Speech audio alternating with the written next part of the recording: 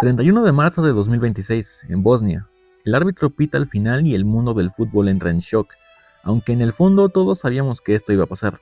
Italia, la tetracampeona del mundo, se ha quedado fuera de su tercer mundial consecutivo. 12 años de oscuridad, una tragedia que ya no es un accidente, sino una sentencia. Pero para entender por qué Gianluigi Donnarumma llora en el césped de Bosnia o por qué Bastoni mira al vacío tras su expulsión, no tenemos que mirar este partido. Tenemos que viajar 20 años atrás. Tenemos que hablar del Calciopoli, el mayor escándalo de corrupción en la historia del deporte, el día que Italia decidió suicidarse por ambición. Año 2006. Italia gana el mundial en Alemania, pero en casa las sirenas de la policía suenan más fuerte que los festejos. El Calciopoli no fue solo un par de árbitros comprados, fue una red sistemática donde la Juventus de Luciano Moggi elegía quién pitaba cada partido para asegurar resultados. Cuando la bomba estalló, el castigo fue un terremoto. La Juventus, el club más grande del país, fue mandada a segunda división. Al Milan, la Fiorentina y la Lazio les quitaron puntos. Pero el verdadero daño no fue la sanción, fue la fuga de talento. De la noche a la mañana, el escaparate más brillante del mundo se rompió. Estrellas mundiales como Thuram o Zambrotta salieron corriendo hacia el Barça. Fabio Cannavaro, el capitán que acababa de levantar la Copa del Mundo, se fue al Real Madrid. La Serie A perdió su estatus de tierra prometida. Los patrocinadores huyeron, los derechos de televisión cayeron y por primera vez el dinero empezó a mirar hacia Inglaterra y España. Italia se quedó con los estadios viejos y una reputación manchada que 20 años después sigue oliendo a podrido. Cuando el juez dictó sentencia y la Juventus fue enviada al infierno de la Serie B, el mundo del fútbol se abalanzó sobre el cadáver del calcio como buitres. Fue el mayor saqueo de talento de la historia. Imagina la escena. Lilian Thuram y Gianluca Zambrotta, los dos mejores laterales del planeta en ese momento, no dudaron ni un segundo. Se bajaron del barco y firmaron con el Barcelona. Fabio Cannavaro, que acababa de ser Balón de Oro y capitán campeón del mundo, se fue al Real Madrid junto a Emerson. Patrick Vieira se marchó al Inter. Italia perdió su espina dorsal en un verano. Pero lo peor no fue quienes se fueron, sino que nadie quería venir. La Serie A pasó de ser el destino soñado a ser una liga apestada. Los cracks mundiales empezaron a mirar a la Premier League, que en ese momento empezaba a llenarse de dinero. El Calciopoli rompió el prestigio, y el prestigio es lo único que no se puede comprar con dinero. Tras el escándalo, el Milan intentó tapar el sol con un dedo. Ganaron la Champions en 2007, pero fue el último suspiro de un moribundo.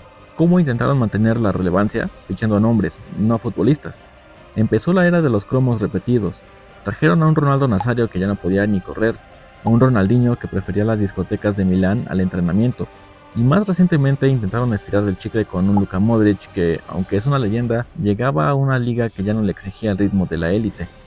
El Milan pasó de ser el equipo de Kaká, Shevchenko y Maldini a ser un club que no asustaba en Europa. Llevan 2 décadas siendo intrascendentes a nivel continental. Se convirtieron en un cementerio de elefantes. El resultado, el talento joven italiano se quedó sin espacio. Si el Milan prefiere pagarle millones a una vieja gloria que a un chico de la cantera, el futuro del país se muere, y eso es exactamente lo que está pasando. El Milan sí fue castigado, pero mantenido en primera. Entró en una fase de negación absoluta. Ganaron la Champions de 2007 con un Kaká estratosférico, pero en lugar de renovar al equipo, se dedicaron a coleccionar cromos brillantes para vender camisetas. Fue la era de los fichajes imposibles, que terminaron en nada. Trajeron a un Ronaldo Nazario que, aunque sí metió goles, ya no tenía rodillas. A Ronaldinho cuando el Barcelona ya lo había descartado por sus fiestas nocturnas. Fue una falta de respeto al fútbol. El Milan se convirtió en una pasarela de moda donde las leyendas venían a caminar solamente. Y no aprendieron, porque años después la historia se repitió. Mientras el resto de Europa buscaba al nuevo Haaland, el Milan buscaba al viejo crack. El fichaje de Luka Modric, aunque sea un dios del fútbol, o los intentos con Zlatan ya de veterano, son el síntoma de una enfermedad, la incapacidad de mirar al futuro. Italia se volvió adicta a la nostalgia, porque el presente era demasiado oscuro para mirarlo de frente. Cuando la Juve volvió a la cima, lo hizo con una soberbia que terminó pasándole factura. Dominaron Italia porque los demás estaban en la ruina, pero en Europa, salvo algún año puntual, daban pena.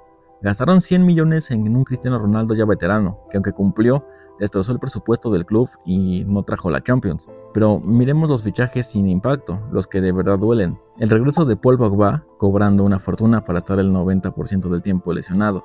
Fichajes como Arthur Melo o intercambios extraños de jugadores que solo servían para arreglar los balances contables, pero que en la cancha no aportaban nada.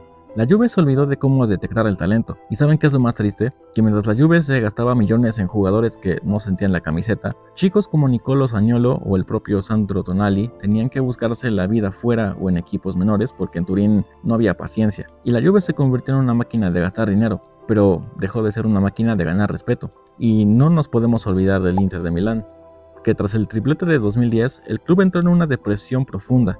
Entre 2012 y 2016, el Inter fue un equipo muy mediocre, cambiando de dueños, de entrenadores y de rumbo cada 6 meses.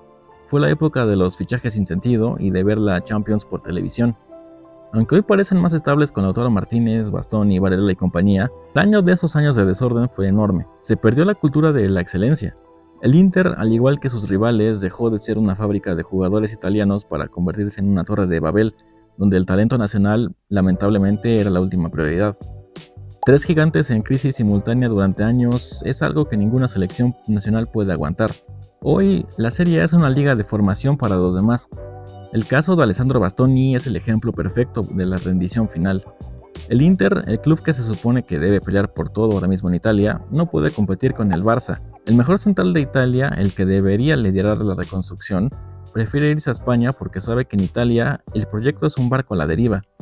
Italia ha dejado de producir talento porque ha dejado de confiar en su propia gente. Donnarumma se fue al PSG por dinero y ambición, porque el Milan no podía darle un proyecto ganador. Verratti ni siquiera debutó en la Serie A antes de irse a Francia. Los equipos juveniles italianos están llenos de extranjeros porque son más baratos de fichar que en el desarrollo local de un chico. Es una quiebra moral, por eso Italia se pierde su tercer mundial. No es que no tengan jugadores, es que los pocos que tienen están dispersos por el mundo o sentados en el banquillo viendo como un veterano de 35 años ocupa su lugar por decreto. Y ya son 3 mundiales fuera, 12 años de humillación. Todo eso no empezó contra Bosnia, empezó en aquellas oficinas de Turín en 2006. El Calciopoli no solo castigó a unos clubes, destruyó la credibilidad y el futuro de todo un país futbolístico. Italia prefirió las trampas a la evolución y hoy está pagando la factura más cara. Un país que vive de recuerdos es un país que ha dejado de competir. La decadencia de la selección italiana es el recordatorio más cruel de que, en el fútbol, cuando matas la transparencia, también matas al talento. Y es aquí donde te pregunto a ti, ¿crees que Italia volverá algún día a ser lo que fue o el Calciopoli marcó el fin definitivo del fútbol italiano? ¿Es Bastoni el último clavo en el ataúd de la Serie A? Déjame tu opinión en comentarios. Y sí, Italia se queda fuera. El resto del mundo ya no los echa de menos. Pero Italia no es la única selección en crisis. En este video te explico el por qué Brasil podría estar por atravesar algo similar. Te espero ahí.